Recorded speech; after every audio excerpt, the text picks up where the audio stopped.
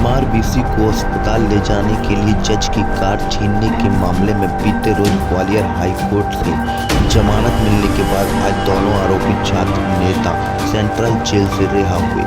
दोनों छात्र नेताओं को लेने के लिए एबीवीपी नेता व कार्यकर्ता बड़ी संख्या में जेल के बाहर मौजूद रहे।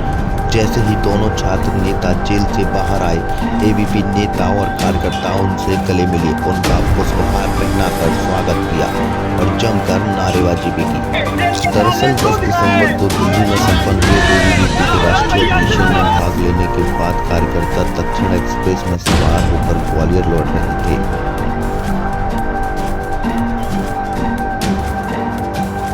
इसी की उन्हें जानकारी मिली कि ट्रेन के स्लीपर कोच में सवार एक निजी विश्वविद्यालय के पीसी रणजीत सिंह यादव की तबीयत खराब हो गई है और उन्हें रेलवे स्टेशन पहुंचते ही एबीवीपी कार्यकर्ताओं हरकत में आ गए और उन्होंने स्टेशन के बाहर खड़ी एक कार को अपने कब्जे में ले लिया और बीमार बीसी को लेकर अस्पताल पहुंचे, लेकिन अस्पताल में नष्ट हुई तो मरीज को मृत घोषित कर दिया।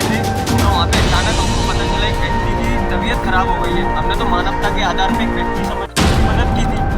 कोई भी हो समाज का व्यक्ति तो उसकी मदद करना हमारा धर्म है। तो उसके बाद हमने देखा कि उनको स्टेशन पे जब हमने उतारा तो वहाँ पे आसपास के स्टेशन मास्टर जी को हमने बोला कि उसकी मदद के लिए गाड़ी की व्यवस्था कराएं, कुछ भी चेकअप के लिए किसी को बुलाएं। इसी के माध्यम से वहाँ पे 10 से 15 मिनट हो चुके थे और कोई भी ना गाड़ी आई और उनके माध्यम से ये बोला गया हमसे कि यहाँ पे कोई गाड़ी है ना कोई व्यवस्था है, मतलब RCF पुलिस है, उनके 2 स्टार TI वगैरह आसपास खड़े हैं और ये कह रहे हमारे पास गाड़ी नहीं है।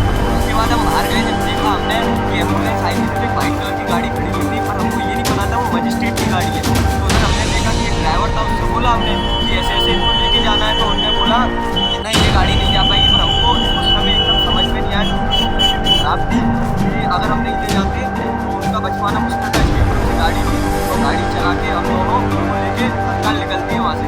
पर उसके बाद देखा गया बस हमको एक चीज़ का खेद रह गया कि हम उनकी जान नहीं बचा सकते। अगर 10 मिनट पहले एम्बुलेंस आ जाती तो उनकी जान बच जाती। फिर उसके बाद पुलिस प्रशासन द्वारा हम पे केस लाद दिया जाता है और हम पे डकैती का मुकदमा दर्ज कर दिया जाता है। 14 घंटे में हमारी गिरफ्तारी को बात करने के लिए बुलाया गया, वो गिरफ्तारी कर दी जाती है, उनको जेल भेज दिया जाता है।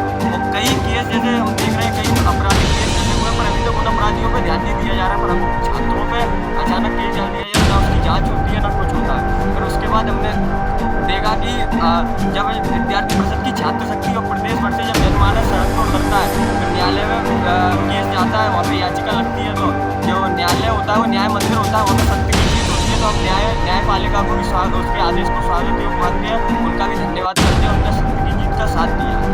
आपके जिन लोगों ने मुहिम छोड़ी उनकी ये विद्यार्थी परिषद के कार्यकर्ता की जीत है, हमारी जीत नहीं है, क्योंकि अगर हमारी जगह और कोई विद्यार्थी परिषद का कार्यकर्ता होता तो वो भी उसकी मदद करता। क्योंकि विद्यार्थी परिषद में जब विद्यार्थी परिषद का कार्यकर्ता काम करने जाता है तो उसको ये संस्कार दिए जाते हैं कि जो समाज में काम करते हैं, समाज हमारे लिए परिवार है। तो अगर मेरी जगह या सूरज जी की जगह कोई और भी होता तो वो भी उसकी मदद करता मानवता के साथ।